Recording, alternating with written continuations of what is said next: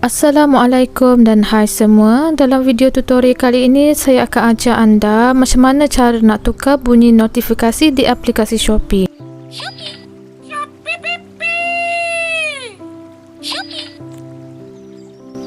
Buka aplikasi Shopee anda.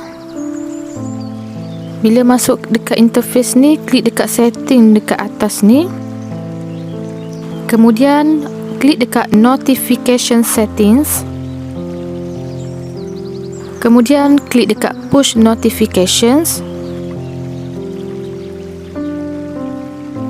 Ok, dekat notification sound yang kat bawah dia tu, yang dia ada tulis ringtone, sekarang ni dia punya setting adalah Shopee default. Ini merupakan ringtone semula jadi yang telah ditetapkan oleh Shopee yang bunyi Shopee. Klik atas perkataan Shopee default tu ya. Kalau nak tukar, klik je dekat mana-mana option yang ada kat sini. Contohnya bunyi ayam ni,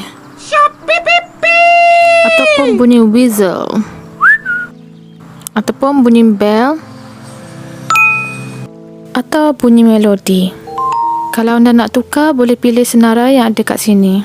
Yang paling legend sekali yang ni lah, yang default ni, yang semua orang tahu sebab ringtone ni memang sangat famous. Kat mana-mana je mesti kita akan ada dengar, dekat TV, dekat radio, kan?